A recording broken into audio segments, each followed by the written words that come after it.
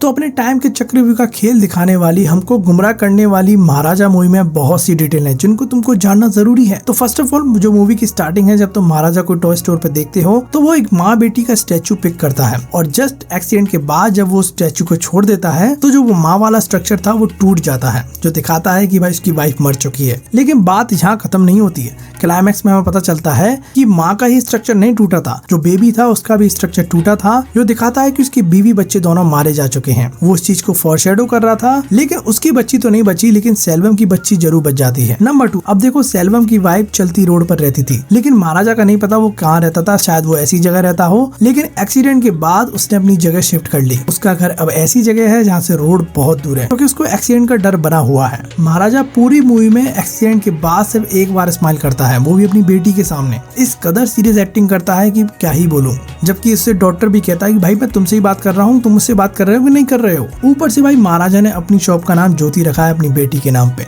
खैर नंबर 3, तुम ये सोच रहे हो कि महाराजा अपनी बेटी को लेकर हॉस्पिटल गया तो पुलिस इंक्वायरी क्यों नहीं हुई इसके ऊपर, क्योंकि भाई जिस डॉक्टर पे वो ले गया था वो महाराजा का ही दोस्त था, जो कि भाई मूवी के स्टार्टिंग में हमको बता दिया जाता है कि वो उसका दोस्त है, क्योंकि भाई उसी की मदद से महाराजा अपना प्लान बनाता है जिसमें पुलिस बिल्कुल भी इंक्लूड नहीं थी। लेकिन जब उसको रियलाइज होता है कि उसका कल्प्रिट पुलिस वालों के अंदर है, तब वो पुलिस में ऐसी कहानी बनाकर ले जाता है। नंबर 4, जब महाराजा को पता चला कि उन 3 में से कोई पुलिस वाला है तो इसलिए वो पुलिस स्टेशन गया था, वरना वो नहीं जाता। उसने इतनी मार खाई, वहीं बैठा रहा, वहाँ काम करा, समोसे दिए, गाड़ियां धोई, ये सब एक बंदे को ढूंढने के लिए। और यहाँ पर वो सबकी पीठ पे हाथ भी लगाता है, क्योंकि उसको एक उठा हुआ कान देखना था, जो कि भाई फर्स्ट टाइम देखने में बड़ा अजीब लगता है कि ये कर क्या रहा है। लेकिन जब मूवी एंड हो जाती है तब समझ में आता है कि असली में मैटर क्या है। फिर नंबर 5, मूवी में 2-3 बार ऐसा हुआ कि हमको महाराजा की फिजिकल पावर का प्रदर्शन दिखाया गया है। वो इसलिए कि आगे चलकर अगर वो भयंकर तरीके से लड़े तो तुम ये ना समझो कि भाई ये हीरो है तो लड़ रहा है। नहीं, मूवी ये बता के चल रही है कि वो स्ट्रॉन्ग है,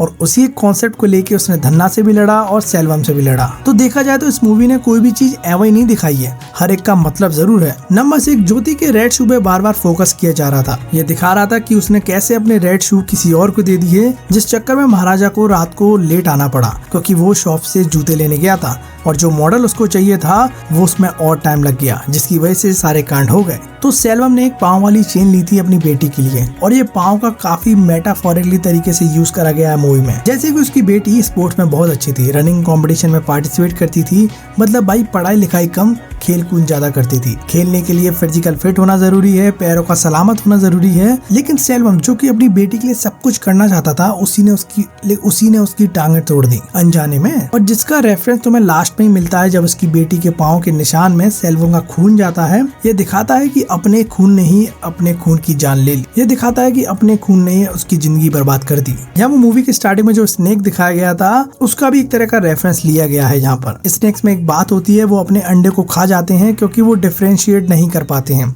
इसी तरीके से सेल्वम और ज्योति का रिलेशन रहा है। खैर एक और बात, लास्ट की सिचुएशन सडनली पुलिस वाले एकदम से महाराजा की साइड लेने लगते हैं और भाई नल्ला शिवा को मारने की बात करते हैं और उसके हाथ में वेपन भी थमा के जाते हैं। और जब उससे पूछा जाता है तो वो कहता है अगर अपनी बेटी के साथ होता तो ऐसा होने देते क्या, क्योंकि भाई मूवी उसको एक तरह से करप्ट पुलिस ऑफिसर दिखा रही थी, लेकिन जब बात अपने पे आती है तो इंसान कुछ भी कर देता है। हालांकि भाई मेकर्स ने 2 सेकंड के सीन में सब कुछ बता दिया था। उस पुलिस वाले की फैमिली को दिखाया जाता है, वो भी 2 सेकंड के लिए। और जब उसको जब पता चला होगा कि नल्ला शिवा कितना नल्ला आदमी है, तो सोचा होगा कि मेरे घर में ये रहता है, खाता पीता है, और ऐसे इंसान को तो रहना ही नहीं चाहिए। यहाँ हाल क्या हाल उसका भी कैरेक्टर डेवलपमेंट हो गया। और एक तरह से इस सीन से ये समाज के उस आने तक भी पहुंच जाते हैं जहाँ लोग दिखने में कुछ और होते हैं और एक्टिविटी बड़ी खतरनाक करते हैं। खैर यहाँ पर जो स्नेक दिखाया गया था उसका एक और मतलब हो सकता है। तो वो स्नेक को भाई नल्ला शिवा से डिनोट कर सकते हो। जैसे महाराजा बेहोश था, अनकॉन्शियस था, वैसे ही भाई महाराजा बिल्कुल अनजान था कि नल्ला शिवा उसके घर पे नजर रख रहा है, उसकी टाइमिंग नोट कर रहा है, वो कब आता है कब जाता है।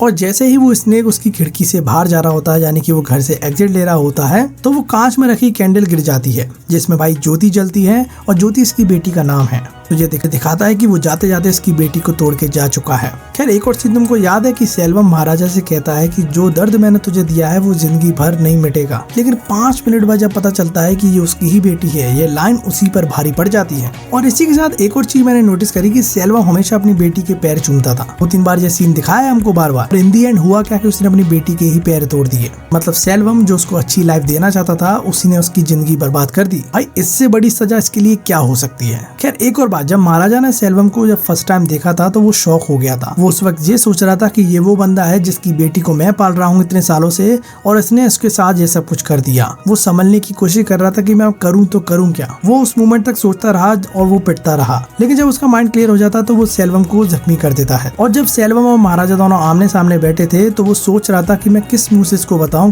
क्योंकि एज अ फादर वो ये सोच के खुश तो नहीं हो सकता है कि तेरी बेटी थी, तूने अपनी बेटी संग क्या कर दिया। महाराजा ने उसको पाला है, उसके संगे भी कनेक्शन है, वो उसने अपनी बेटी की तरह पाला है। देखो महाराजा में एक क्वालिटी है, अपनी बेटी हो या दूसरे की बेटी हो दोनों को एक ही नजर से देखता है। लेकिन जबकि सेल्वम उसका बिल्कुल अपोजिट है। फादर तो वो भी है लेकिन अपोजिट है। सेल्वम अपनी बेटी को अपनी बेटी मानता है लेकिन दूसरे की बेटी को नहीं मानता है, उनके साथ दुष्कर्म करता है। तो यही तो एक मेजर डिफरेंस है दोनों के अंदर, जिसको तुम रियल लाइफ में उतारो तो पता चलेगा सबको अपनी अपनी पड़ी है, दूसरे जाए भाड़ में। और इसको मूवी बहुत अच्छे से पोर्ट्रेट करती है, सिर्फ एक्सप्रेशन से दिखा देती है। बाकी इनके मेकर्स की तारीफ करनी पड़ेगी, छोटी छोटी चीजों को भी बहुत ही अच्छी तरह दिखाया गया है। ये बात तो समझ में आती है कि हर स्टोरी सिंपल ही होती है, लेकिन उसको दिखाने का तरीका ही उनको खास बनाता है। बाकी भाई तुम महाराजा की और वीडियो देख लेना, यहीं कहीं आ जाएंगी। तो भाई मिलते रहेंगे।